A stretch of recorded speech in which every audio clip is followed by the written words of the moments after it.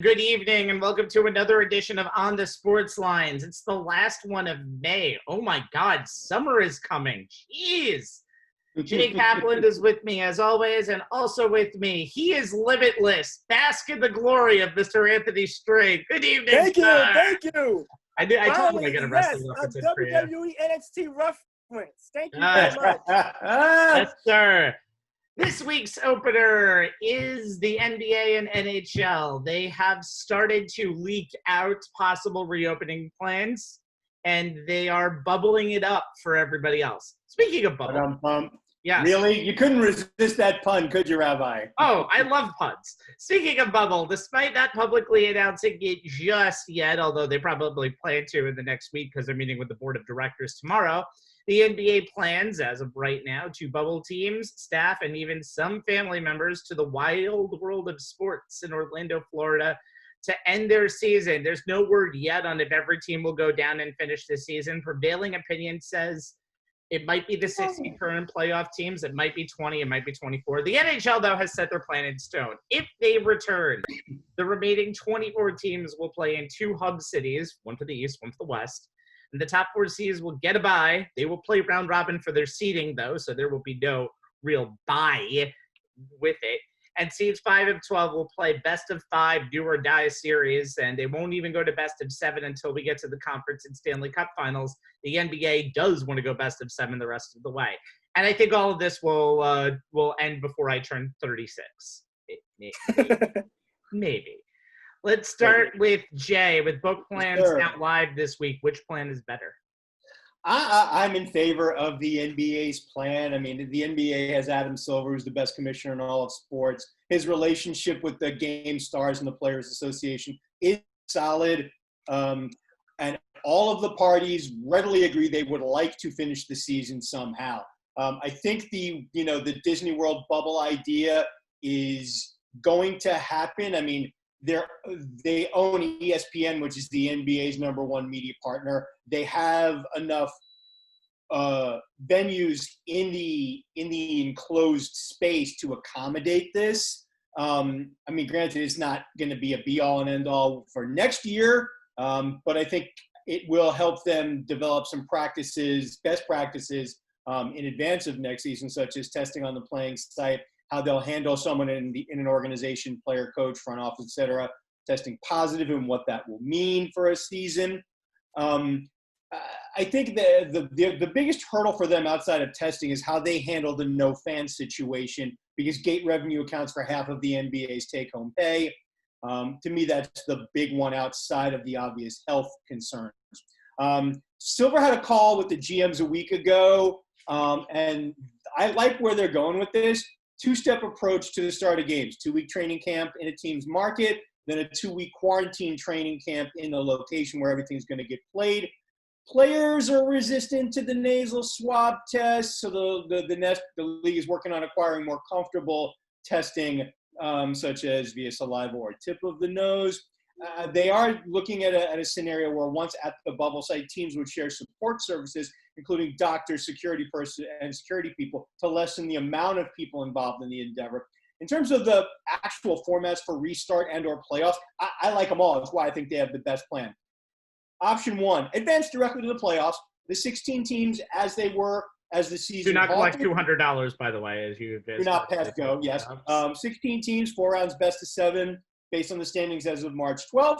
Playoffs plus option. Now this is intriguing. Expanding the number of teams with the opportunity to play either through play-in tournaments to determine final seeds, to be played by bubble teams, or replacing the first round of the playoffs with a group stage.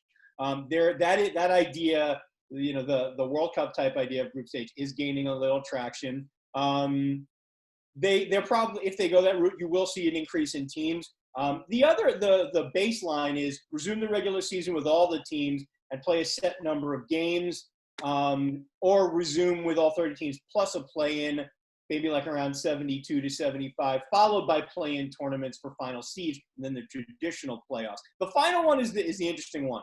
Playoffs plus. You have a play-in tournament featuring bubble teams for the 8th seed, 7th seed, group stage replaces first round of playoffs, and all participating groups, each team plays 2 games against each group opponent. 2 top teams from each advance to their traditional second round. That right there is the full version of the World Cup style group stage that I was talking about earlier. I mean, I like any of these ideas. At the end of the day, guys, I just want basketball back, but as safely as possible, please. Well, for me, I'm going to go with the National Hockey League because it's more of a straightforward, and it seems like the less complicated of the two. Look at the National Hockey League. They already gone through a phase 1. The regular season is over. It's of March 12th. So you're going to take the 24 teams, which was the 16 teams that would have qualified for the postseason, plus the 4 teams that was on the bubble. Now you have 24 teams. That's going to be kind of make up the playoff field. So what that does is now the top 4 teams from each conference, which would be 4 seeds, are going to play a round robin like style play to determine who gets the top 4 seeds, while the 5 through 12 teams play each other kind of in a qualifying best of 5, and each conference would be kind of assigned a hub city. So it's like 10 right now that they're kind of going for. The issue that I have with that is the 3 of the Canadian teams that's on the list, Toronto, Vancouver, Edmonton, there was a mandatory 14-day quarantine that is in place for anyone that's traveled from outside of Canada. So they will have to self-isolate for a mandatory 14 days. So the timing may be of when they would want to start may determine exactly when they would get those teams into those cities if one of those teams are determined, one of those cities are picked. Also, another city would be for the Western Conference. So you have one conference for each city. Now, here's the kicker, though. I'm looking at some of these first-round matchups, and they're already pretty good. Like, I'm ready for them to start right now. You got a Carolina Hurricanes team that just stuck playing a Ranger team they hadn't beaten the entire regular season. You get the Maple Leafs playing Columbus on a neutral ice, by the way. None of these teams will have home ice advantage, to say the least. Or fans. Or fans, for that matter. You get Sidney Crosby playing Montreal, an original 16 in a qualifying best of 5. By the way, qualifying and first round 16 would be best of 5, and then the semis and conference finals and Stanley Cup final will be the best of 7 the rest of the way. Only the conference finals would be best of 7, by the way. The everything is best of 5 up until the conference finals and finals. So just the conference. Okay. Yeah. Now here's the one matchup I would love in the Western Conference. You got Calgary and Winnipeg playing each other in the first round. And that's nothing like 2 Canadian teams going at it in a playoff series. But it comes to me, though, why I think the NHL plans a little better, because it's more straightforward. It seems like they've been putting this together for weeks on end before it went public. It seemed like that Gary Bettman was accused many times over being kind of allergic to money, if you ever looked at the TV deal. But also the players seem to be all in on it. So I think that's why it's the best move, because both sides are definitely in on it. And it seems like it's on the fastest pace to start right away. Should the season resumes mainly in early July with a camp, like 2-3 week mandatory camp, couple exhibition games, and then they could go from there. I love the NBA. I got to tell you, and I'll let you take it in a second. The only reason I may give Anthony a little extra, over the NBA is because, come on, we all know that when it comes to the playoffs, the NHL's playoffs top the NBA's every year. But the one problem is, and something I realize is, I don't think they're going to the playoff overtime rules for at least a round or 2. I know I read that somewhere. Everything is the round robin. Yeah. The round robin is going to be played in regular season. Yeah, is going to be played in regular season format, and I think playoff hockey is playoff hockey. I like both plans. I like the way hockey has set it up, because I think basketball in the end, even though Mark Cuban has said, I think every team deserves a chance to finish their season so they can make some kind of money. I completely disagree with that. You think the Warriors really want to come down to the wild world of sports? No, the players probably don't. But, all. So I think at the NBA, I actually think the NBA should stick with the traditional 16-team format because unlike the NHL, the Memphis Grizzlies were up by 3 games for the final playoff spot, and there's really only 8 deserving teams in the Eastern Conference. Don't tell me the Wizards and John Wall deserve to be in there because Wall's going to come back.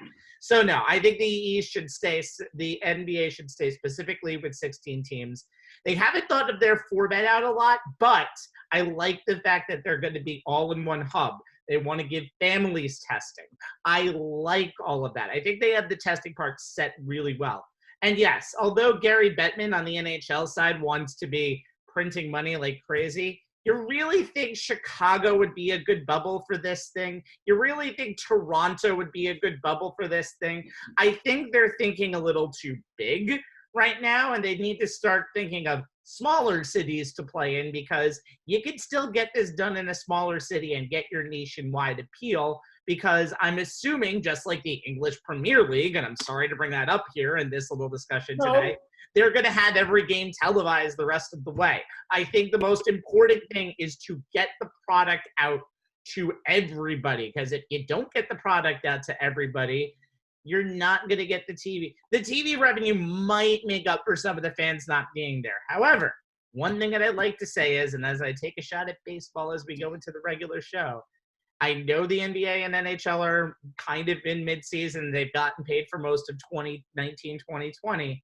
but you don't really see a lot of player pushback to any of these plans, and you don't see a lot of NBA and not based on money inflating to the media. And again, I know the situations are different, but it just seems like they understand what the situation here is. Get sports back online so people can actually possibly get paid something for 2020. I get and so we'll have actual things to talk about, not just made up potential things to talk about is usually what hot takes are anyway. So why do we even bother with actual real sports? It's 8 o'clock. Because we're above that. We're sort of above that. But that's what we just talked about. Sort of above that. You might be above that. Anyway, it's 8 o'clock, and coming up, we're going to talk about rivalries. That's right. We're going to do the rest of this show and we're going to focus on a more national level than we've had over the previous weeks. It's time for another list. It's time for the greatest rivalries of all time. And there's not too much of any restrictions here. It just has to be 2 teams. It could be any of the 4 major sports. And we will also have picks from college football and college basketball as well. Get excited. So we're each going to pick 2, and then at the end of the show, we're going to do an honorable mention, but we'll focus mostly on our 2 picks. Jay, the first, and I hate to be Captain Obvious right out of the bat, but I'm going to call it for that. The first and most obvious pick is yours. Come on, yeah. I'll lead with this. The one thing that all of my picks have in common is that these rivalries stay hot, even if both teams are not good at the same time, because the fan bases in these 3 picks really don't like each other, and that keeps the rivalry fires continuously stoked. Yes, the Captain Obvious one is, come on, Yankees, Red Sox. They've played over 3,200 times. The Yankees, in the regular season, the Yankees hold a 12-16 to 10-20 lead. The Yankees, less of a lead in the postseason, 12-11. I said it on the last show, guys. This is the best rivalry in all of baseball and arguably in all of sports. It goes back 102 years that started with, the Red Sox owner Harry Frazee selling Babe Ruth to the Yankees after the 1919 season for $125,000 to finance a Broadway play, starting a curse that lasted 86 years. However, did you guys know that the actual start of the rivalry goes all the way back to May 7th, 1903, because that was the first time American League representatives from the city of Boston and the city of New York, back when the New York team was called the Highlanders, they played at Boston's Huntington Avenue grounds, well before Fenway. Boston won 6-2. There a couple of times. I know my times over at the Huntington Avenue. Boston won 6-2. There was already underlying friction between the franchises, given that the Highlanders had spent the previous 2 years as the Baltimore Orioles, who had long been Boston's bitter municipal enemy on the baseball field. However, the big the big bulk of the rivalry is obviously 1920 through 03-04. Yankees won 26 titles, 39 pennants. Sox only 4. Every year the Red Sox won the pennant, they lost the World Series, leaving them with no titles. During that time, they finished second in the standings to the Yankees 12 times. Every year during that 84 period, the Yankees finished with a better regular season record than the Red Sox 66 times. So one sports writer noted that the Yankees' rivalry with the Red Sox is much like the rivalry between a hammer and a nail. The Yankees finished second to the Red Sox twice in that time. I mean, you think about the stars throughout history who have been part of this rivalry. Ruth, Derek, DiMaggio, Mantle, Berra, Ford, Reggie, Donnie Ballgame, all the way to Jeter, Rivera, and Aaron Judge. On the Yankee side, Ted Williams, Dominic DiMaggio, yes, Joe's brother, Joe Cronin, Johnny Pesky, Yaz, Jim Rice, Carlton Fisk, all the way to Pedro Martinez, David Ortiz, and Mookie Betts on the Red Sox side. And some of the most famous names in baseball history, Hall of Famers littering that list. I think the best season of the rivalry, early part of the rivalry, may have been 1941 with Williams and DiMaggio. Jolton Joe had his 56-game hitting streak that year, but Teddy Ballgame hit 406 and still lost the MVP to the Yankee Clipper. I mean, I talked about the Bucky Dent game in the last show. I mean, Roger Maris's record-setting 61st home run came in on the last day of the 61 season off of Boston's Tracy Stallard. They played the longest game in terms of innings, a 20-inning game in Yankee Stadium history. It's the longest there. Dave Righetti, everybody remembers his July 4th no-hitter against the Sox in '83. And look, we know that like in the 80s, the Yankees weren't that great. The Red Sox not that great in the early 90s. But as I said at the top, the rivalry stayed hot because the fan bases kept it going. Doesn't matter how your season is going or not going, the Red Sox and Yankees always want to beat each other. The turn of the century got everything heated back up because both teams were good again. You know, you talk about Yankees winning in the playoffs in 99 and 03, 03 being the Aaron effing Boone game. Red Sox winning in 04, going on to break the curse and winning the World Series. They've played in the ALDS. You know, the teams have seriously cranked it up, and they are, you know, the Red Sox may be heading on a downturn after dumping, you know, bets after this season. But over the last couple of years even, it's been a hotly contested rivalry for supremacy in the AL East. Look, it's the reason baseball went with the Yankees and Red Sox when they first put their first foot forward of playing baseball, you know, in England. They're the two most prominent franchises in baseball, and they're the best rivalry in all sports, guys.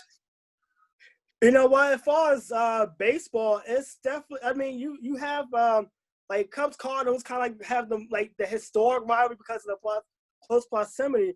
But as far as pure hatred, I mean, Yankees Red Sox kind of take the cake. I think about some of the at least in my lifetime, some of the more prominent moments in that matchup. You talked about the Aaron Boone home run. I'm talking about A-Rod and Jason Varitek scuffling. Please don't mention that. Please don't mention that. During a regular season game. You think about the game, obviously the 2-game series in England that was more about home run derby than anything. You think about also the regular season meetings.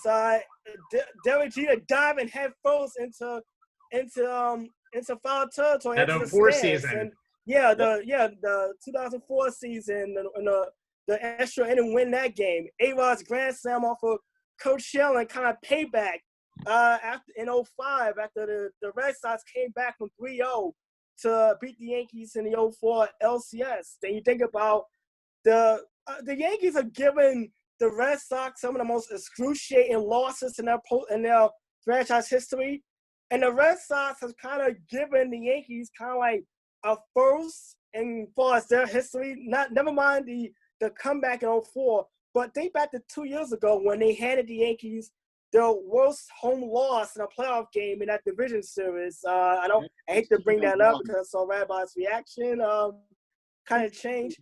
But every time the Yankees, look, my sister lives literally 15 minutes away across the bridge to a Yankee Stadium. Anytime the Red Sox are in town, you know that Yankee Stadium is a hot spot. You see Red Sox, Yankee fans alike kind of merging together in one big area. I mean, it's definitely one of the most prominent rivalries in sports. It's obviously high TV ratings. This is why ESPN and Fox always feature those two teams as far as their national broadcast. And also, it's the point of just it's New York and Boston. I mean, you put any New York-Boston team together, and it's somewhat of a rivalry. But Yankees-Red Sox kind of take the cake. You know, you mentioned it perfectly with New York and Boston, and I think Yankees and Red Sox are kind of the epitome of that. The one thing I would say about this rivalry, and this is the most important thing to me, is a rivalry I think needs to be two-sided, and because of the curse, you don't really get that give and take. They're two teams that hate each other. It really redeveloped when they could meet in the postseason back in the 95 era, because you saw them play for the ALCS in 1999. You saw those two memorable series in 2003 and 2004, because that's the one thing you didn't get in this rivalry beginning, and that's postseason memories, except for the one-game playoff in 70 games, which we talked about last week. But in my opinion, yes, this is by far the greatest rivalry in baseball, although I have another one to mention in a little while that I think may come close to it. But just based on recent history, you see it's a lot more Boston dominated, and it's kind of interesting because it makes it more of a rivalry. I see you shaking your head, but when you have 3 World Series won in the span of 2004, it becomes Boston dominated. But I really, truly think that when it comes to baseball, hands down, easily the best rivalry. Okay, pick number 2. And this is something that I wanted to pick. And this is my pick. I wanted to pick rivalries that really had deep-seated roots, that you could go back to any time and say, remember when these two teams clashed head-on? So I'm going to go to the world of college football and pick Jay, the Wolverines, and the Buckeyes. I'm not going to say Ohio that. State. Yeah. In fact, they're actually playing Ohio State Miami tonight on ESPN. Ooh, Probably one of the. Yeah, I'm only just mentioning it right now. But rivalries that have stood the test of time is what we want to talk about. And let's talk about a rivalry that goes back even before the Red Sox-Yankees rivalry in 1897. And you're talking about two teams that have played annually for the last, minus wars, for the last 101 years. There are 49 times in this rivalry where these teams have played either for the conference title outright or the game has directly influenced who wins the conference title. I want to pick this up in 1958 with the hiring of Woody Hayes, because that's really when this rivalry truly heated up and has become the rivalry that we know today. And then Michigan hires a little-known head coach from Miami of Ohio named Bo Schembechler. The first year that Bo was there, he upset an Ohio State team that came in with a 22-game winning streak, and that affectionately known as what is known as the 10-year war, where Schembechler and Hayes just fought it out. They would share the Big Ten title around that in that area 6 times, and that's really when these two teams really, really hated each other. Mm-hmm. You have one-sided portions of this rivalry, especially when Schembechler was still there and Ohio State had John Cooper, and that was almost a no contest from 1988 to 2000. And then Jim Tressel comes in for Ohio State, builds a dominant program, and really starts to get this rivalry back up in Ohio State's favor in 2001. There are 2 big matchups in this rivalry in the last decade and a half that really make this recent for a lot of people. Their 1-2 matchup in 2006, where both would end up not winning the national title thanks to the Florida Gators, but that was a hotly contested game and one of the most hyped regular season games. And then in 2016, when they came into that, basically played for a college football playoff spot when they were 2-3. Michigan has lost the last 8 of this rivalry, but Michigan still holds the edge of this rivalry 58, 51, and 6. It is a true rivalry, and it is the best of college football. And you know what? You could eventually have an 0-11 Michigan team going up against an 0-11 Ohio State team. Recruiting probably is not going to have that happen for maybe 30 to 40 years, but no matter what the records are, it's a big game regardless, and will always be played right after Thanksgiving at noon with the biggest audience possible. You know what? Go ahead, Jay. No. I'm going to wrap this one up because I'm the Michigan fan in the room. You know what's funny? Leave the four-letter my words out of favorite it when you moment- go there, by the way, just to let you know. You know what? My favorite moment in this rivalry was Desmond Howard's punt return touchdowns and the Heisman polls.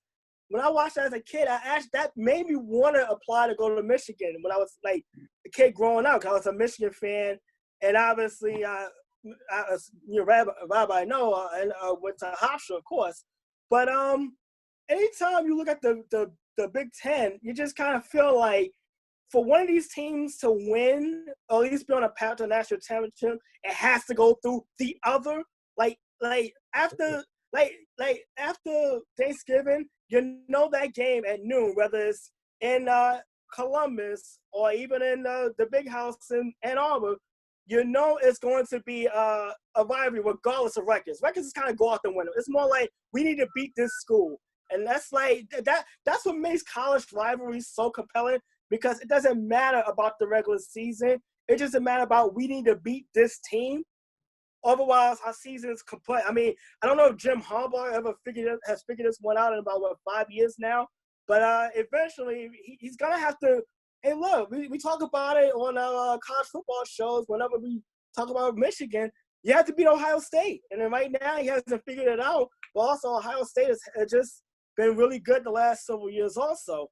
You think about some of the team, like I mentioned Desmond Howard. I mentioned, how about Eddie George, one of my favorite running backs that played in Ohio State. Maurice Clarett, obviously was a big part of the national championship team in 2002-03, just to name a couple of names. When you think Big Ten, these are the two schools that kind of pop up in my head if you're a casual fan. The Ohio State and the Michigan Wolverines. I know Michigan kind of has Michigan State, and that's more an in-state rivalry. But obviously, the Big Ten Conference goes through one of these two schools if you're going to come out of that conference in hopes of winning a national championship. Yeah, I mean, look, and I, as a Michigan fan, I've suffered through the last few years of where we can beat up on every other team in the Big Ten, and we just cannot get past, that school in Ohio, or as they refer to Michigan, that school up north. You talk, and this, guys, I agree with you. This is where college sports is rivalries kind of are in some ways better than professional sports rivalries. Rather, you alluded to it when we were talking, just before about Yankees Red Sox, where if one team is not good and the other is, the rivalry in the strictest terms, at least in terms of, what it means to everybody, isn't the same. But in college football, especially at a place like Michigan or Ohio State, it doesn't matter if Ohio State is 11-0 and Michigan is 0-11. If Michigan beats Ohio State, the season is a success. And that's the difference. It doesn't matter if you go 10-3 every year when you're a head coach at Michigan, or go, or 11-2 and, win a bowl game, even if it's the Rose Bowl game. The only question that will get asked by fans, students, and alumni alike will be, did you beat Ohio State? Did you beat Michigan? Because at the end of the day, that is what matters most. And it's going to I think Harbaugh is going to get probably more rope than some previous head coaches who got run out on a rail. Rich Rodriguez, great coach. Not being able to beat Ohio State. And I think the reason is, A, Harbaugh has NFL pedigree, but more than that, Harbaugh was the starting quarterback for Michigan during the 10-year run. So he understands, and he has that connection to this rivalry's history, and the fans have that connection to him for that reason. This is a rivalry that gets passed down generation to generation, whether you are a student or just a fan. And there are plenty of other, big-time rivalries in all of college football, but Rabbi, hands down, this is the rivalry in all of college football. And as I said before, this is definitely easily a rivalry that stands the test of time. We have a lot more college football rivalries on this list, but Anthony, we're going to go a little bit of a different direction for your first pick. All right, Jay, you picked the highest rivalry in baseball. Rabbi, you picked one of the more historic rivals in college football. I'm going with arguably the greatest rivalry in the NBA, and that is the Los Angeles Lakers and the Boston Celtics. Yep. Now, obviously, look, when you have a video game and an ESPN 30 for 30 literally named after you, that says a lot about the rivalry you have. And it's a tale of two different cities. You have the glitz and glamour of Hollywood, along with the hardworking blue-collar vibes of Boston, Massachusetts, and you put that into a melting pot, and you get some very memorable basketball, that's for sure. You think about the 50s, they were when the Minneapolis Lakers dominated. Then in the 60s, you talk about the Celtics dynasty, where the Lakers was on the receiving end of some of those excruciating losses, particularly 1969, when the Celtics won, and Jerry West won the first ever MVP on a losing team. That's right. I mean, that's just as bad as it gets. But let's be honest. If you think Lakers Celtics, you gotta go back to the 80s when this rivalry really hit its peak. You think about Bird and Magic. In college, they went at it for a national championship game. Right out of the back, Bird wins the NBA title. Magic leads the way as a rookie to an NBA title. You kind of felt that they were going to eventually meet up. Finally, in 1984, it happens. The Celtics get the better of the Lakers in 7 games, including a game 5. Well, as legend lore says it, that the famed Boston Garden had no AC at the time. So, so they purposely closed all the doors and cut off any kind of ventilation to make the Garden excruciating hot for Game 5, and it showed with the Lakers wearing down, and you can see Kareem Abdul-Jabbar cramping up halfway through the 5th game. The Celtics won in 1984. The rematch the following year, 1985, started with the Memorial Day Massacre. For those of you who are too young to remember or don't know what that is, I remember. Gave the I Lakers remember the it as worst well. NBA Finals loss, at least at the time. Actually, it is now 148-114 to start that series. However, the Lakers came back and won that series in 6 games. 1987, after a 1-year break where the Celtics won the NBA title in 86, but the Lakers was upset by the Rockets. 1987, they met for a 3rd time in a decade, and the Lakers won that series, and that was obviously one of the more memorable moments. Magic skyhook to beat the Celtics in Game 5. You think about the 80s, every year, either the Lakers or Celtics will participate in the NBA Finals. But more importantly, the star power of Magic and Larry Bird, along with that rivalry, actually kind of saved the NBA, because the 84 Finals have been shown on tape delay, believe it or not. I know a lot of people, hard to believe that NBA game would be shown on tape delay, but yes, I have owned up to stayed up late to have that to watch an NBA Finals game after the late local news. That has happened, but it saved the NBA as far as bankruptcy, because the NBA was broke in the mid-'80s. The popularity with the stars, the rivalry, the cross, obviously with the star power, you think of Kevin McHale, Robert Parrish, Kurt Rambis, who was on the receiving end of a McHale clothesline in the 84 Finals. That's one of the more memorable moments. You think about Dennis Johnson, you think about James Worthy, Byron Scott, A.C. Green, a lot of these star players that was part of it. And these two teams are combined for 33 NBA championships? NBA championships. 16 by the Lakers, 17 by the NBA championships.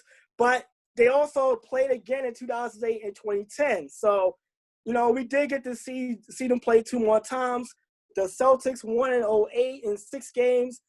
2010, still the highest rated NBA Finals game in league history, Game 7, in a game where Kobe Bryant shot 7 for 27.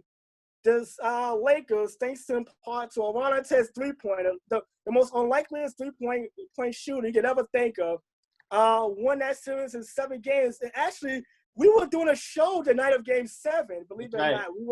And it was actually my first year on the sports lines. I actually joined that the show a couple of weeks earlier, And that was we had this show that night. I remember leaving MNN and going to a bar to catch the fourth quarter of that game.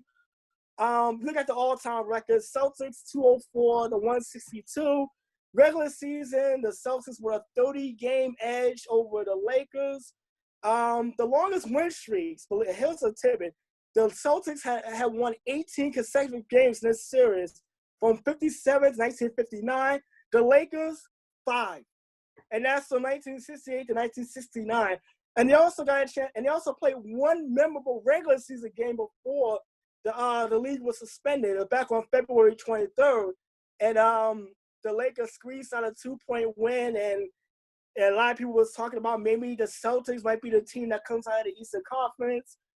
Jason Tatum put on a show that afternoon. LeBron James and Anthony Davis kind of, led the Lakers to a very close win.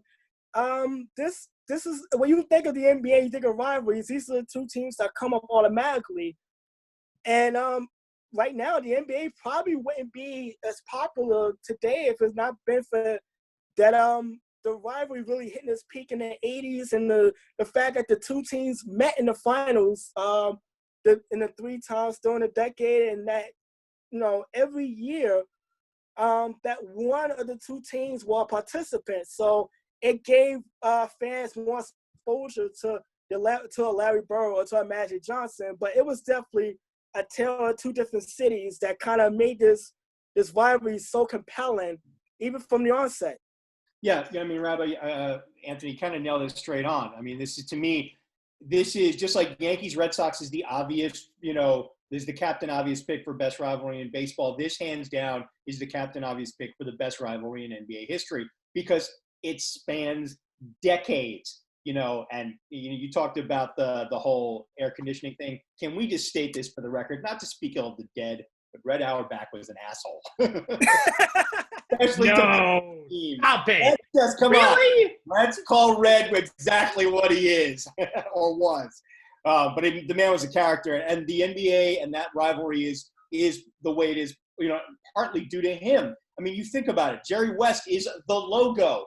On the LA side, you had Wilt. On the Boston side, you had Russell. The Celtics have 36 Hall of Famers. The Lakers have 27. You can rattle the names off. And the fact that, you saw the rivalry was a little dormant in the 70s.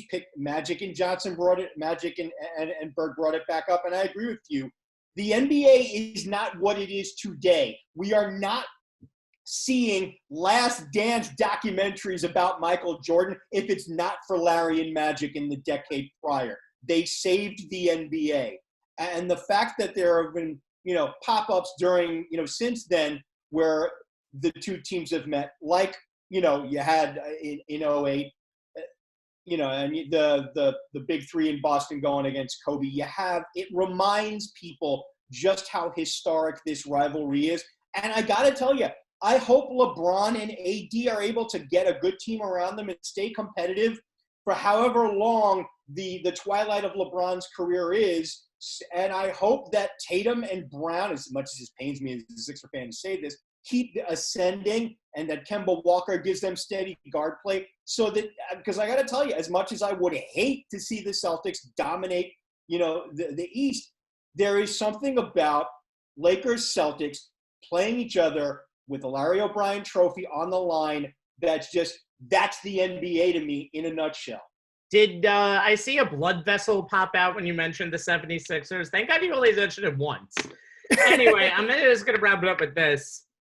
The hatred of Bill Russell and Wilt Chamberlain's rivalry in the 60s, which turned into two people who kind of made up after that, to the point when Wilt Chamberlain died back in 1999. The second person who Chamberlain broke the news to was Bill Russell. The rivalry that happened with those two in the 60s, and the rivalry that happened with Bird and Magic in the 80s, which was mostly one of friendship, especially after 1984. The two were playing Can You Top This, but we're playing Can You Top This for fun. They were competitors, but they knew that they were each other's biggest enemy. I want to bring up 2008 and 2010, since that kind of hasn't been mentioned enough. By the way, 2010, it was 6 for 24 that Kobe went for in that final game, Anthony, because I remember it like a glove. It's one of my favorite games to watch of all time. And I remember when Boston was playing LA in games 1 and 2. You just heard the Boston fans just yell out a chant that is still kind of gone on today when people hate the Lakers. Beat LA, Beat LA, right? Beat LA, beat LA. So despite the fact that, and note, this is the only rivalry on this list that is there where the two teams are in separate conferences and really only play twice a year. And even though they've been in the NBA Finals numerous times, I want to say it's 12 times, these two teams just genuinely hate each other as organizations, and it's the reason why it's the NBA's best rivalry. Inverse snake order for this week's draft. So Anthony, you get another pick. You get a pick. You get another pick. Go ahead. Well, for me, I'm going from the NBA's most popular rivalry to the NFL's oldest rivalry, and it's the Green Bay Packers and the Chicago Bears. Yes. Now, keep in mind, this rivalry goes all the way back to 1921, which hence why these two teams kicked off the NFL's centennial season last September in a Thursday night opener. These two teams have played each other 200 times in the regular season and postseason games alone. They played twice in the playoffs. We'll get to that in a little bit. But here's the thing, though. Not until 2017 did Green Bay actually have a lead in the all-time series. Chicago always led up until 2017. Green Bay leads the all-time series. It was 99, 95, and 6 ties.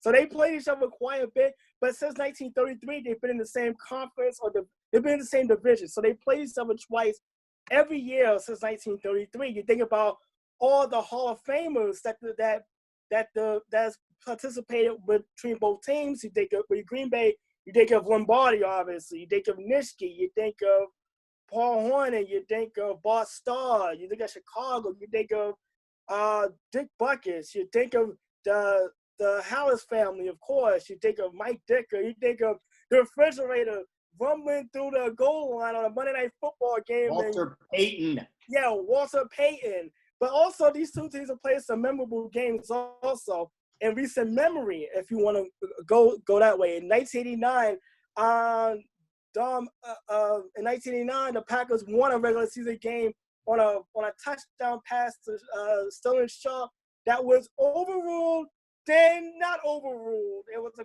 1-point win.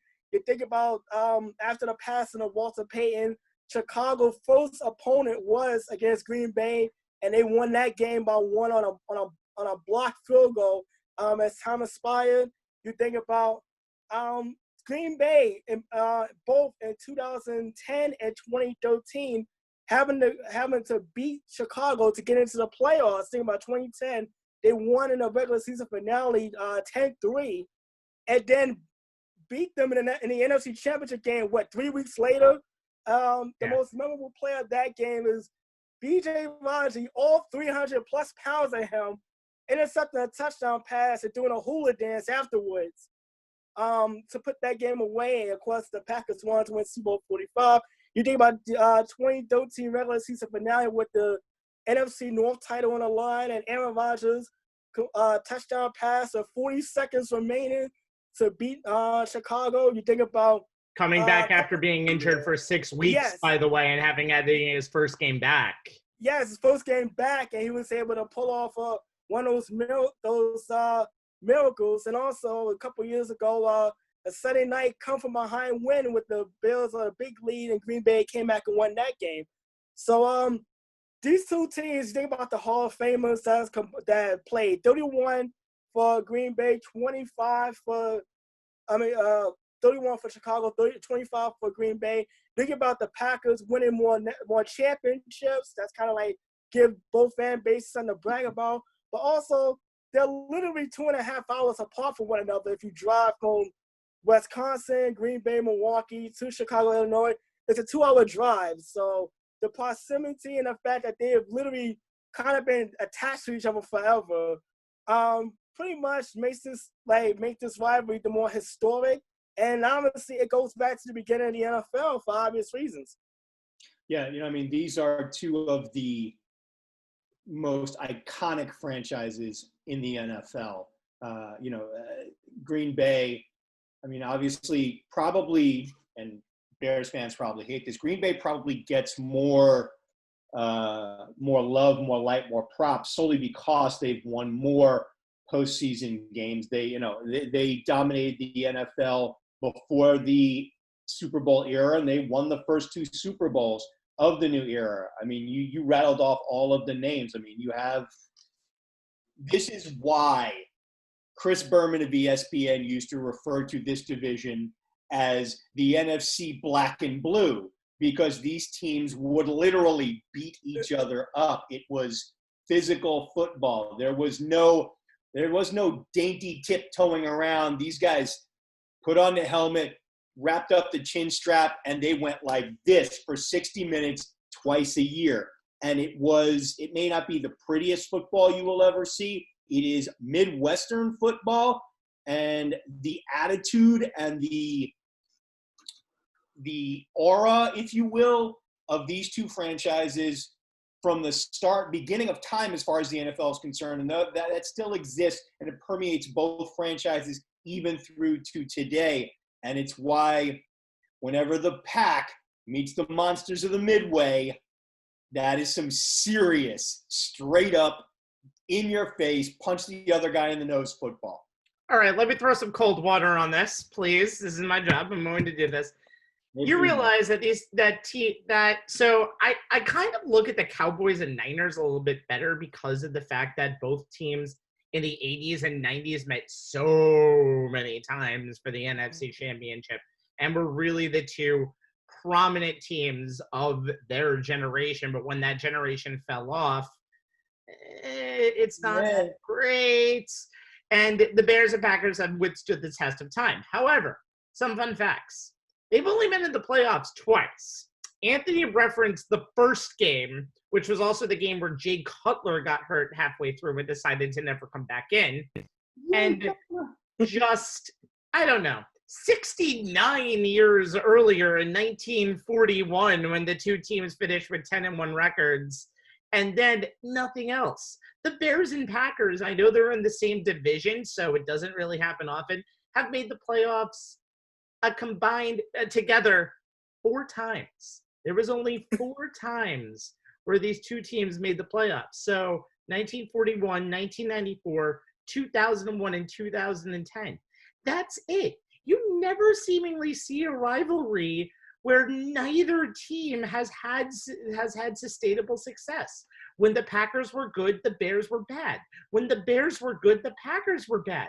There's no in between. You've never heard of the Packers having dominance in the 1980s because it didn't exist. The Bears dominated in the 1980s. You didn't hear of any Bears dominance in the 1990s because it didn't exist, because the Packers and Brett Favre, and then which turned into Aaron Rodgers, has been haunting the Bears since the 1990s. I'm glad we picked this rivalry, though, because of its deep historical roots. And I'm glad no one picked an NFC East rivalry because no, a lot of people think the NFC East gets way too much credit as is because they'll have 9,000 media outlets fawning over a Philadelphia Eagles Dallas Cowboys game in Week 16 where both teams are 8-7. This happened this year, I swear to God. So I think the NFC East rivalries kind of peaked in the 90s. In the 90s, really. They're overrated like crazy. They are. The 80s and 90s was really the NFC East. I mean, they got the Bills and Packers, like the NFC North or NFC Central. When you throw in Minnesota and Detroit, it's like they're always going at it in the Bills and Packers. Yeah. Think about the historic reference. You got 22 NFL championships combined, along with 65 Pro Football Hall of Famers. I mean, and this is dating back over 100 years. So it's like, I get this one over and you mentioned in the NFC East in a heartbeat. And you mentioned clearly that's exactly why they met in the beginning of the NFL's 100th season, because they tell the story of the NFL. Yeah. It would have been good. It would have been good, though, if they had played in throwback uniforms, though. No. They were ugly, but it would have been, for history's sake. I agree with you guys about the NFC East. I mean, everybody talks I was talking to somebody today about the show that we were doing. They said, "Hey, you're going to go Cowboys Redskins," and I'm like, because I mean, if you think about it, the Cowboys Redskins, Eagles Giants. I mean, look, are they rivalries? Yes, but are they important to anybody outside of those two particular fan bases? No. And honestly, it's rare that, they have both of those head-to-head rivalries have been good at the same time for an extended period of time. And Rabbi, you make this point perfectly. There's in some cases, there's a historical element to it, so that adds a little something. And granted, look, the Giants and the Eagles have been playing each other forever. The Cowboys and the Redskins are more recent, but just as intense. But no playoff matchups, really. And I think it's no memorable playoff matchups. They met sometimes in the playoffs, but nothing memorable. Yeah.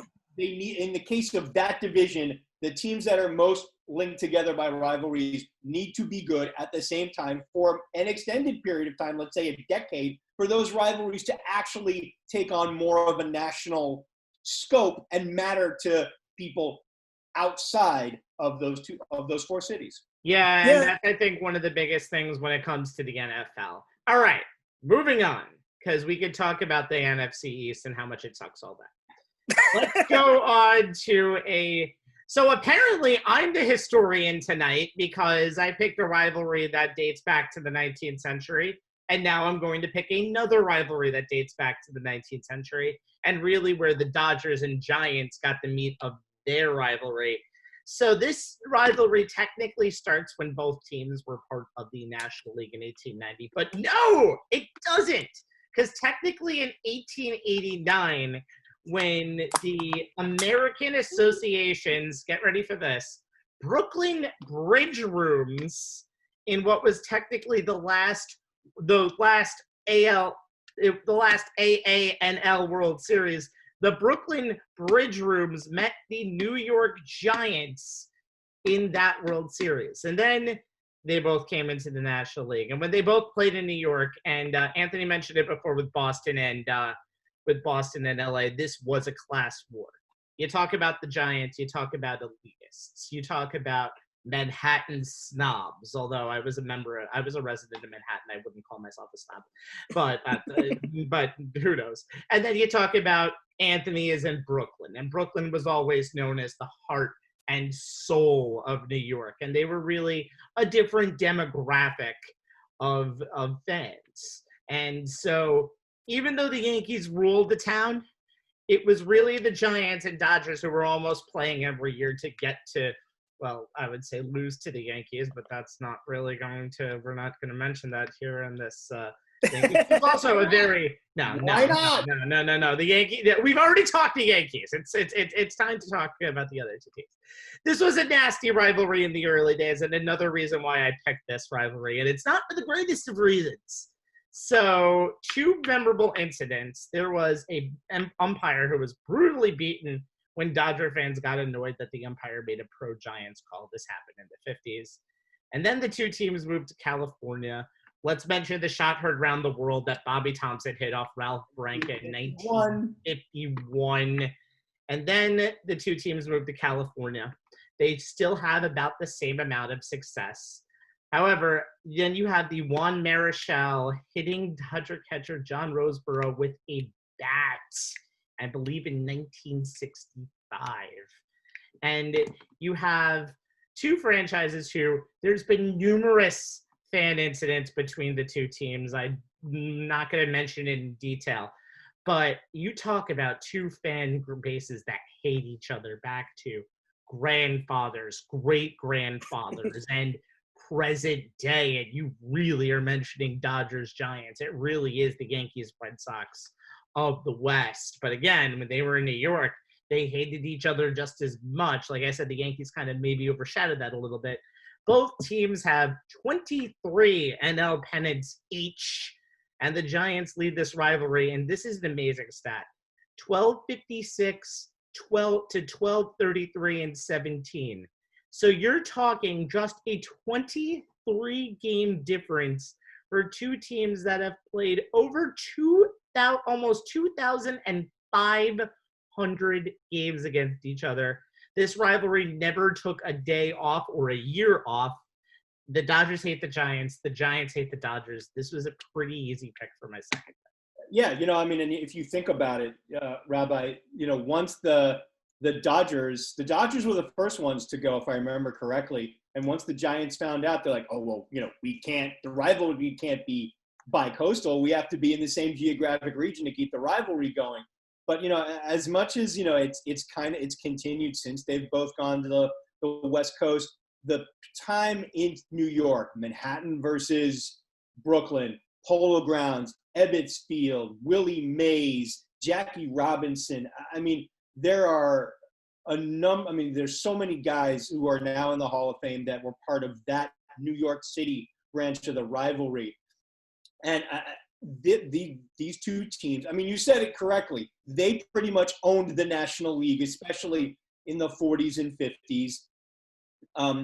Before the teams moved to the West Coast. And granted, yes, they beat each other up for the right to lose to the guys up at the big ball yard in the South Bronx, but it was still one of the most hotly contested rivalries in the National League and across all of baseball. And I think the only other rivalry in baseball history that is even in the same conversation is Cubs-Cardinals, only because, again, due to the geographic proximity, it's not like either one of those teams have been equally successful. The Cardinals are second only to the Yankees in terms of World Series wins. But, they just flat out hated each other for almost the same period of time. Giants, Dodgers, yeah, you can't say one without the other. And, if you guys remember, when it was no accident that when the Mets were formed in 1962, their logo took pieces of both the Dodgers and the Giants to create it. You know what? I was just about to, Jay, you hit it right on the nail right there. I'm wearing a Mets show, so obviously you see the Giants orange and the Dodger blue. That Anthony is kind of fizzled out for a second, but we'll get him back in a minute. We'll get him back in just a second. Just some quick moments of Dodgers-Giants, and I really like this rivalry a lot. You mentioned Cubs-Cardinals for a second, Jay. That was kind of pretty close to something we were going to put on the list. It's a rivalry that kind of hit its peak, I think, more in the 80s than it did in the 90s, just because of all of the stuff that happened between the two teams.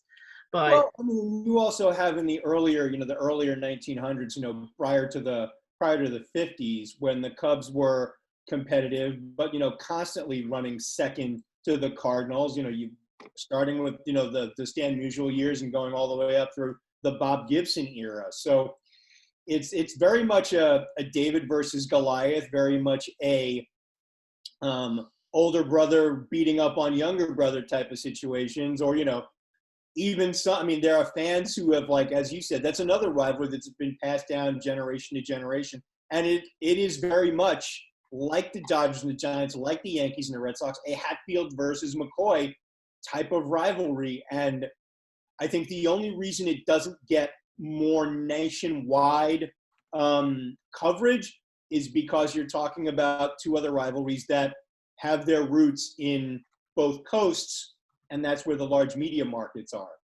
All right, Jay, even though Anthony is not here, you still have one more pick left to go. Yes, give it to me real quick.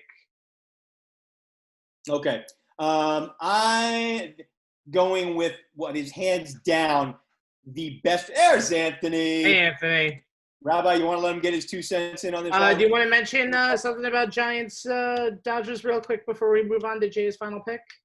Turn your mic on, Anthony. Turn your mic on. Oh, I am here. All right. Do you want to mention something real quick?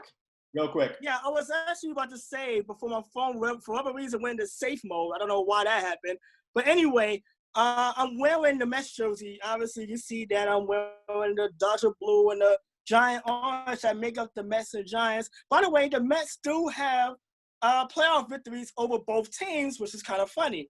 I was thinking about as far as the Giants Dodgers, obviously, because of the long rivalry, this is an easy pick as far as your second pick, and I understand. But also, they're playing two of the more unique baseball venues. They play the Dodgers playing Dodger Stadium, obviously the history of that, but also think about the Giants going back to Candlestick Park and now what is AT&T Park.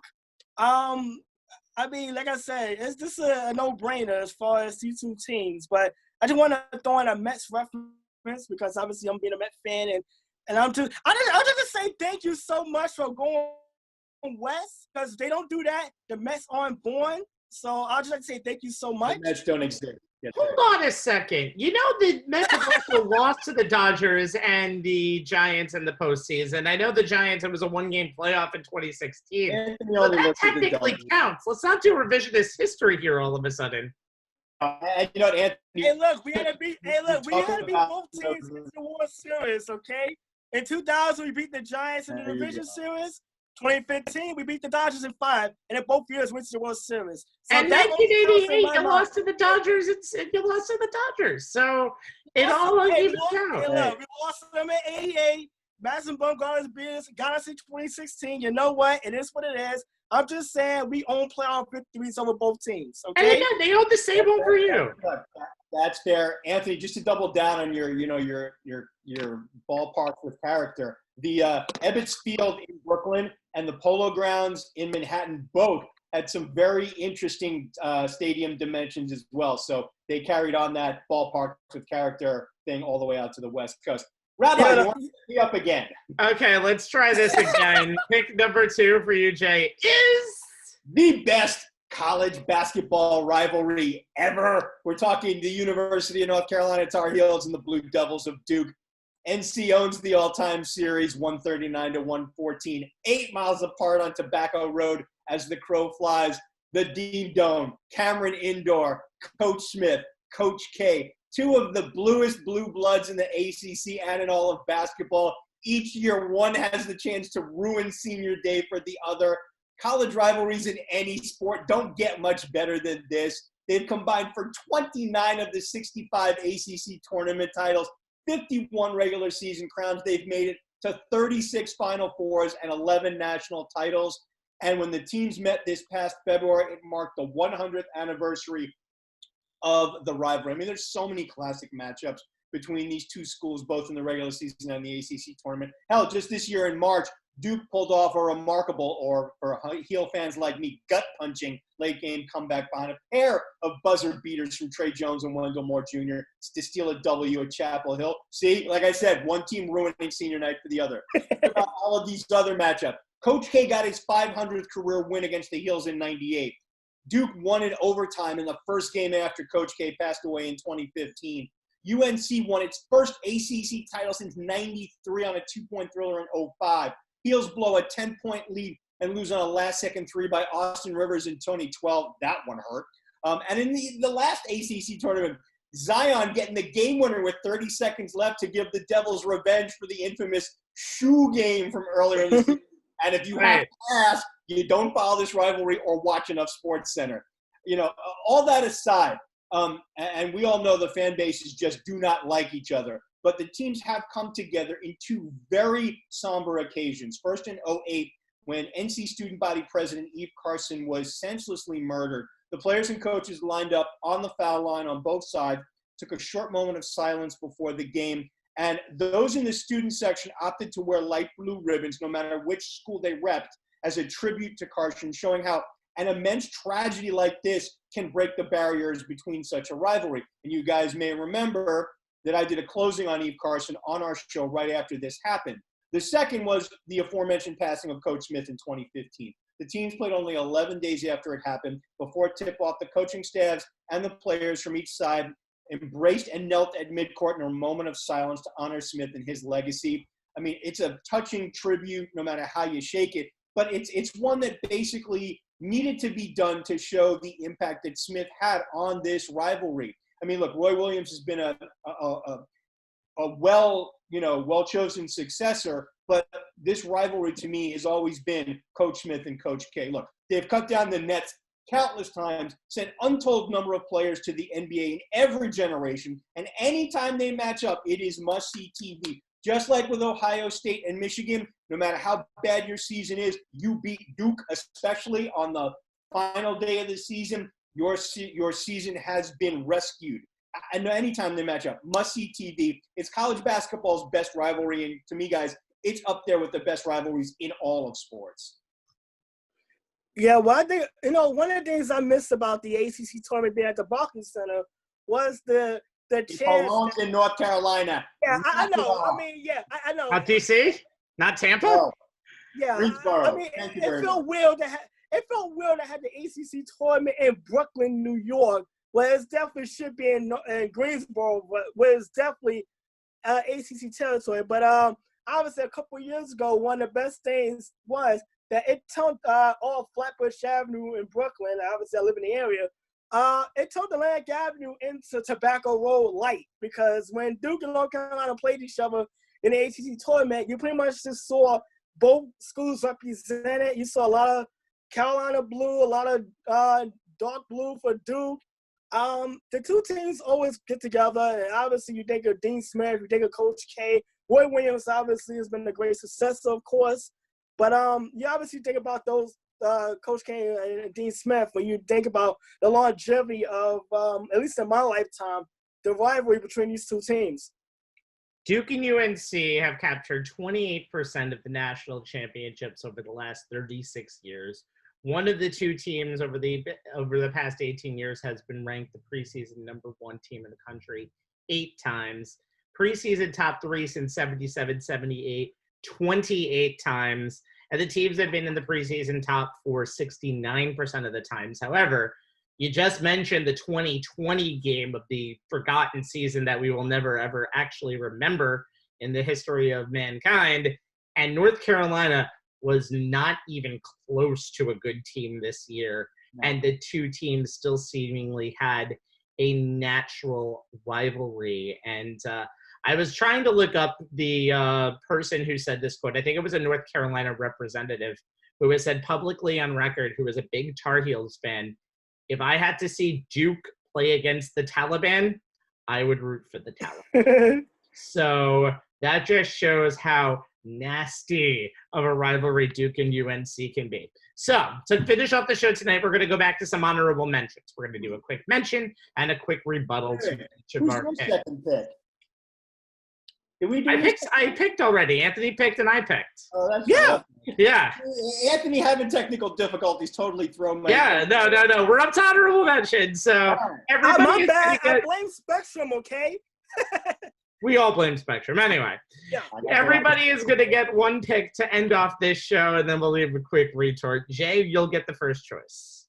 My honorable mention is a rivalry that is not as steep in long-term history as the other ones we've talked about tonight, but the short-term history is pretty fierce, and it's the Steelers and the Ravens. The Steelers lead the all-time series 28-24. I mean, it's not the Steelers' oldest rivalry. That'd be the Browns, but it is no doubt their fiercest rivalry from their back-and-forth ownership over the AFC North to hard-fought AFC playoffs games. This is very much a we do not like those guys type of rivalry, and has to be in the conversation of the best rivalries in the NFL. I mean, even though they've only been beating up on each other since 1996, Steelers won the first one 31-17.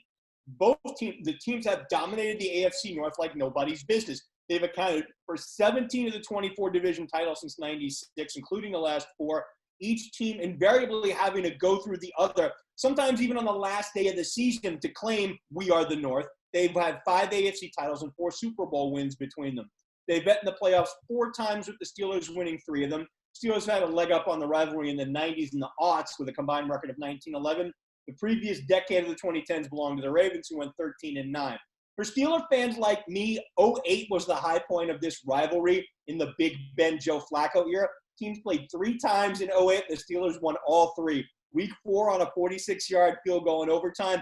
Week 15 on a 92-yard drive that ended with Big Ben hitting Antonio Holmes with a touchdown to clinch the AFC North.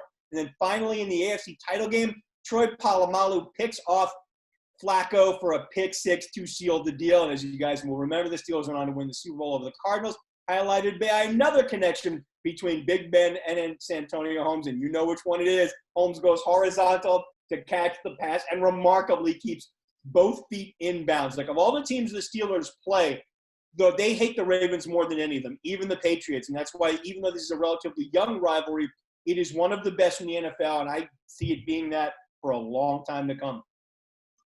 Yeah, I think about but technically, since the Ravens used to be the Cleveland Browns, I guess I kind of. No, they lost all of that rivalry later on in '99, unfortunately. Yeah. Well, I think about the previous playoff matchups. They got 2008, Troy Polamalu sealing the deal in the AFC Championship game with a 43-yard with a touchdown, interception return for a touchdown. Yet number 43 leading the way to Super Bowl 43 for Pittsburgh. Then in 2010, when the Ravens jumped out to a big lead and the Steelers came back to win that game. And then in the 2015 playoffs, the Ravens with a couple behind winners of their own.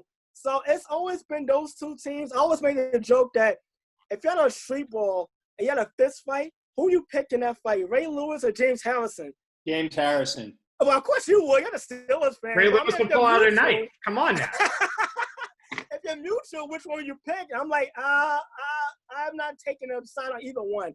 If you talk about those two teams, these are two teams that you think defense first. Like neither team. I know the Steelers have been really good with Roethlisberger as the quarterback for us the offense, but you always think defense and black and blue and hard hitting with these two ball clubs. They've had some memorable regular season matchups as well. Obviously, you mentioned the late season game where Antonio Brown scored a game winner to give the Steelers the division title. Also on Sunday night, No, he didn't mention that, but that is another game in that rivalry, which I'll bring up momentarily. Yeah, but also you think of back in 2010, 2011, I believe, when Troy Polamalu strip sack fumble strip fumble that kind of won that game as well as a Sunday night game. My mind's gone completely blank along with the technical difficulties. Clip when we did our NFL kickoff show, and I'm sure I've done that. I'm sure I pulled that clip up a couple of times. Yeah, but definitely, I would think this is the like since the new AFC North, obviously the division started in 2002. This has been really the primary rivalry in that division. So the game that is in reference to is the 2016 Christmas Day game when Antonio Brown scored the final play pretty much of the game in what is being called as the Immaculate Extension, not reception. And that game gave the Steelers the AFC North and eliminated Baltimore from playoff contention. One thing that I want to mention, because this is a rivalry that's really ongoing, I hope it continues, because with Ben Roethlisberger getting a little older in years and the Ravens just dominating this rivalry last year with Lamar Jackson. I know Ben wasn't really a part of either game last year, but Lamar Jackson led the Ravens to a 14-2 record and really had a stranglehold over the AFC North. I'm hoping this rivalry stays competitive, also because apparently defense is kind of frowned upon in the NFL nowadays. But I hope this rivalry really stays competitive for the next few years, because this might dip off a little bit. Like I mentioned before with the Cowboys and Niners, it isn't good when both teams aren't good, or it isn't good when one team is good. Mm-hmm. This might have that potential. Anthony, who was your honorable mention? My honorable mention, I'm going international. I'm going women's hockey, United States and Canada. Now, get this in mind. Canada and the United States have played each other in a gold medal game 5 of the last 6 Olympics. They have played each other in 18 of the last 19 Women's World Championships and 21 of the last 23 Four Nations Cups since the beginning of international play. So to say that the two teams are arguing, when you talk about it's a rivalry when two teams are equally good, these are the two top hockey teams in the world. And obviously, they go through one another. But you also think about the Olympics. 1998 in Nagano, the United States, in the first year that women's hockey was introduced, the United States won the gold medal by beating Canada in the gold medal game.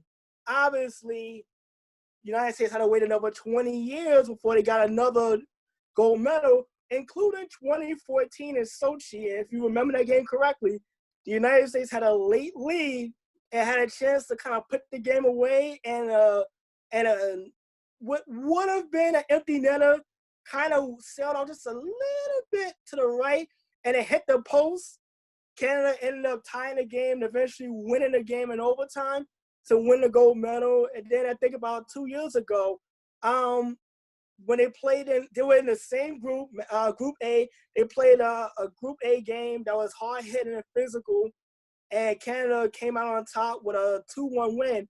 The gold medal game, obviously, they showed actually a month ago as a replay on NBC. United States won that game in a shootout. Obviously, you think about Manny Rooney with the save in the shootout, but also let me pull this up because my phone went dead. The Lamoureux twins played a big part in that.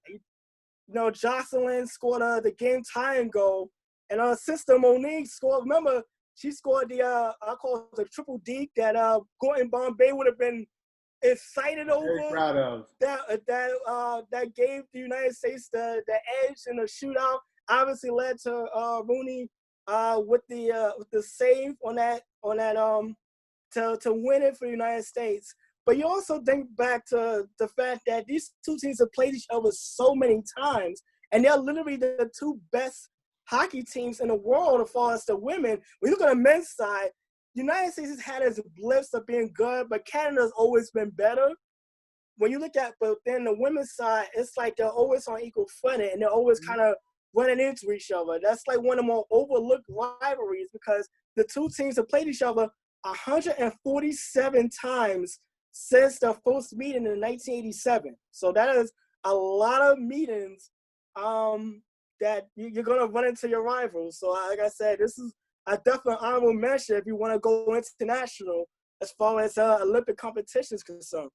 I Anthony, when you laid this out when we were in our production meeting, I gave you some props because, you talk about, it's not a rivalry that automatically jumps to people's minds, even hockey fans, because you say hockey rivals, people start thinking, okay, who do the Montreal Canadiens constantly play against? They talk about Caps, Penguins, they talk about Rangers, Flyers, but you talk, this kind of meets the criteria that the Rabbi's been kind of talking about all show, where you have two rivals who are on equal footing and have been so good at the same time for so long and routinely roll out the best players in their respective sport to go head to head. And you can talk all you want about Lord Stanley's Chalice, but international competition has its own cachet. And there's something to be said for a rivalry of this magnitude constantly being played out on the world stage. It's always fun to watch these two teams go head to head. And also I remember our Olympic show 2 years ago, I actually mentioned that United States and Canada was kind of the sport, the teams to watch as far as hockey, because it was like these were two rivals that Canada kind of, at least in the opinions of Hillary Knight, kind of stole a gold medal from them 4 years earlier. And even I remember talking to Sean Roman about this prior to that show because he hosted, that this was something that he needed to watch. I remember staying up to 2 a.m. to watch the remainder of the gold medal game. And just the reaction that the ratings obviously was one thing, but also the United States winning. Anytime you have a rivalry with the best players from each country playing, also international pride is thrown into the mix, and the fact that they played each other so many times with high stakes, everything's on the line. I mean, it doesn't get more dramatic as far as an international rivalry is concerned. Yeah, it does, absolutely. And one thing that it does remind me of, and I don't like to make this comparison, but when you have such a dominance of USA and Canada, I kind of have to bring it up. How about the Connecticut-Tennessee women's basketball rivalries of the 1990s? They were legitimately, they had most of the talent in college basketball except for a few years with a few teams. That's what this reminds me of. It's not a bad thing to mention that because a rivalry is two teams that are really, really good who play each other and kind of trade victories, although as mentioned, the U.S. really has 98 and 2018 and is a couple of failures in between, but only because they played a better team. That's what a rivalry really is. Two teams trying to top each other every single year, and it's at its hottest right now. Speaking of a rivalry that's at its hottest right now, I wanted to go college football with my last pick. I was thinking of going Texas, Oklahoma, but then immediately I had a eureka moment, and you mentioned Sean Robin because I think the pick is much more obvious when you see it. It's the Iron Bowl in Auburn, Alabama. This is a rivalry that dates back to 1890. Sean is watching this and clapping, Rabbi. Yep. This is a rivalry that dates back to 1893, but the two teams were never ranked at the same time until 1959. And these two teams had very little separation between each other geographically. But I really want to mention the recent history between these two teams. From 2009 until from 2008 until the season beforehand, the 2018-2019 season, this matchup, actually, hell, you can include 2019 included with this matchup had an effect on who the national champion was or a team that made the playoff. In fact, the winner of the 2009 through 2013 game went on to the then BCS national championship. And there are so many great moments in this rivalry, but I'll just pick out two. And obviously, since I hate Alabama, they're both anti-Alabama. The Cam Newton comeback game in 2010 that really solidified his Heisman and really jump-started at Auburn's road to the national championship, winning 28-27. And then a game in 2013 in the last game. I would say kick six. And it's the kick six game. Chris Davis going all the way for a 109-yard touchdown to win the game. And then they would eventually lose to Florida State in the national championship game. But damn. Outside of this team right over here, and that might be a big stretch. I think Auburn has been the team that has spoiled Alabama over this last decade. Nick Saban, even though Alabama has always been a consistently better team than Auburn, the Auburn plays Alabama as good as any team has when Auburn is even has a hint of being good. And the fact that it is just so much hatred in this rivalry and the fans hate each other so much, it's really Auburn, Alabama is up there with college football's best rivalries. Well, you mentioned the fan base hate each other. Wow, how about if you're me?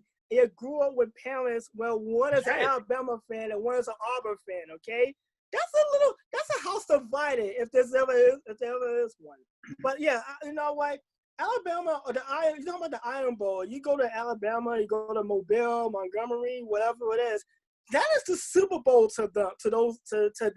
That's pretty much what it comes down to. Like I've been around a family where we just gather around somebody's house, watch the TV, and the Iron Bowl is on. So that's pretty much. So I've got to see firsthand what it's like to be in that environment. But also, you think about when Alabama is so good, and maybe Auburn's having a down year. You don't think Auburn looks forward to the Iron Bowl and maybe throwing a monkey wrench in Alabama's national championship plans and vice versa?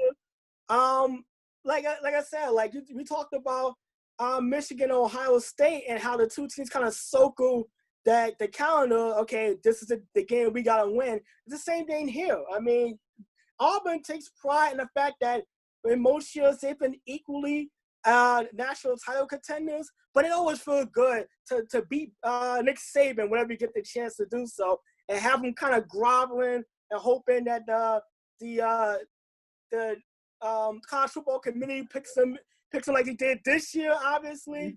But yeah, like I said, when both teams are really good, is when the Iron Bowl really kind of kicks up a notch. But obviously, for me, the greatest moment is the kick six game, because it helped Auburn in their title hopes, and they literally destroyed Alabama all in the same circumstances. And when you get these two teams together, whether it be in Tuscaloosa, whether it's on University of Auburn, it's always great football. Yeah, I mean, we've talked about this. I mean, it's a theme for me in where college rivalries are better than the pro rivalries. Nothing beats in college sports an in-state rivalry. I mean, I talked about UNC Duke. You can talk about, Florida State, Florida, Washington State, Washington. There's plenty of them, Oregon State, all of them who battle for some type of, mythical type of, trophy, as it were. But or a real trophy most of the time, though. And if you think about it, in terms of the epitome of college sports rivalries, you touched on it briefly, the Red River rivalry between Texas and Oklahoma. That's one of the most hard-fought and longest-standing rivalries. But like I said, nothing beats in-state rivalries. And Auburn, Alabama, in college football is one of the best, if not the best, in my opinion, in-state rivalry. You have Auburn has basically its small section of the state, and just about everywhere else outside of that campus is Roll Tide. So they automatically, they're always the David to Alabama's Goliath, no matter what it is. And I think because of that, they take extra special pride in beating Bama any year that they can. Maybe a little more so than Bama takes pride in beating Auburn, because Bama, at least recently, probably comes in with more of an expectation that they'll beat Auburn because they beat everybody. But, there is nothing like it. To me, it applies to these two teams just as it does to Michigan, Ohio State.